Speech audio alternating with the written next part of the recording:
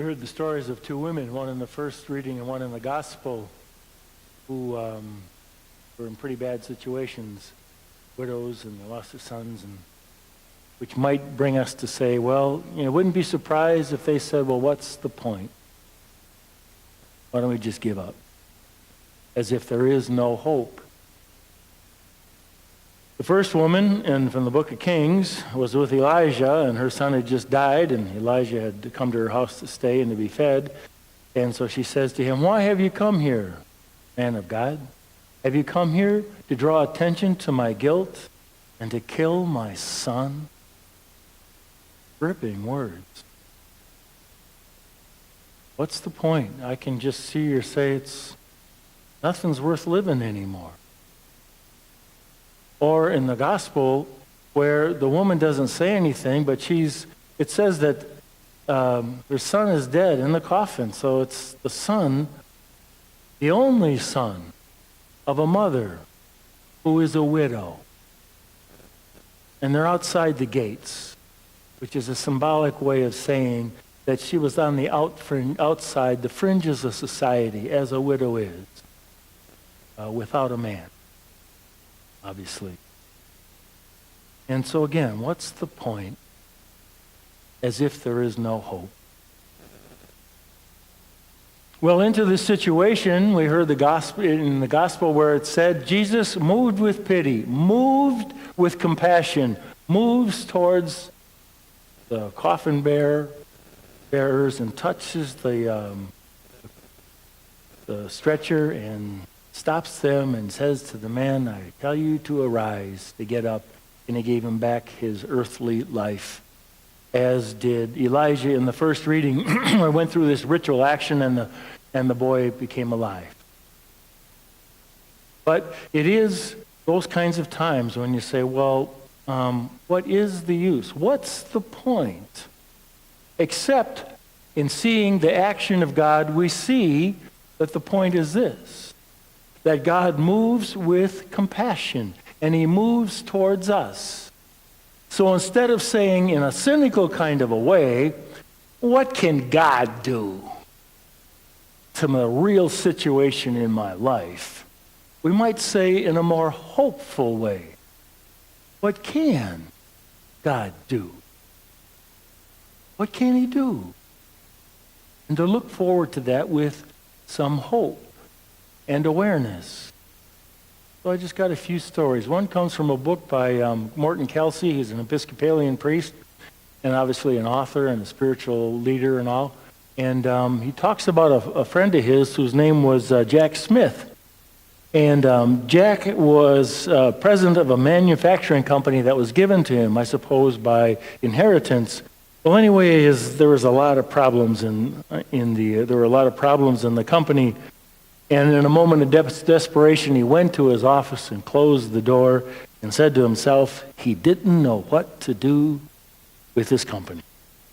So he thought for a moment, and he told himself, well, I think I got two options. I can get drunk, or I could pray. And then he thought, well, why don't I pray first? And if nothing happens then, which he didn't expect it to happen, he could always get drunk. So he had a plan. So he put his head in his hands and he prayed, saying, Lord, I can't run this business anymore. It's beyond me. What shall I do? There was a deep and strained silence. And then these words shot through his head. Create the conditions whereby the individuals may develop to the maximum of their capacity within the opportunities at hand. And he went, you didn't get that. He's so stunned that he asked the question again, and these same words came back. Create the conditions whereby the individuals may develop to the maximum of their capacity within the opportunities at hand. So, surprised and impressed was he that he went back to the New Testament and read it with great care over and over again. And out of this came a list of 11 suggestions that helped him to put this general principle into practice. It's a true story.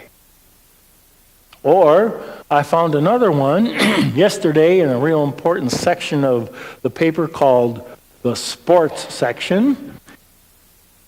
And it was in an article about someone on the Vikings. Surprise. But just listen to it. This guy's name is Bruce Gaston. And I'll just read it to you. The Vikings are Bruce's 7th NFL stint and 6th team since leaving Purdue as an undrafted rookie in 2014. So, in 2 years, he's had 7 stops along the way. Okay? He's been to Arizona twice. He spent 4 days in New England. He's been to Miami, and most recently was with Green Bay and Chicago last season. It's the climb, Gaston said. It's not about where you start, it's where you finish. I got big plans and bright plans for my future. Then it goes and says some other stuff, but later on it says this, and take note. He says, I used to stress out all the time, but I prayed and gave it all to God. Once I gave it to God, I let go. I used to worry when my phone rang that I was about to get cut again. Now, when my phone rings, I'm hoping it's my delivery guy bringing my food.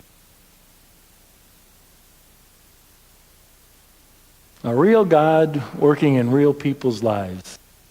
Last night after Mass, one of our parishioners came up to me and said that what you talked about in the homily that just happened to me this week. I'm trying to care for someone who's not a relative, and I know who she's talking about, but it's so busy and it's just too much for me. So finally I prayed and I said to God, God, I can't do this alone. And these words came to my head. You don't have to. And she said, really? And the voice, there wasn't a voice, but the thought came through her head again. Really? You don't have to. And she says, since then, some other people have stepped up. She's doing her part, but other people are doing their part.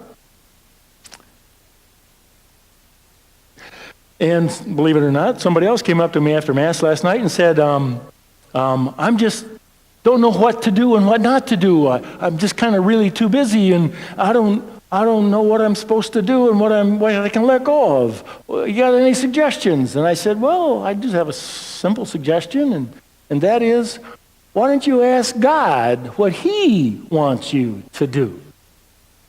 Because I truly believe God never asks us to do what we cannot do. So ask God what He wants you to do and see how things sort themselves out.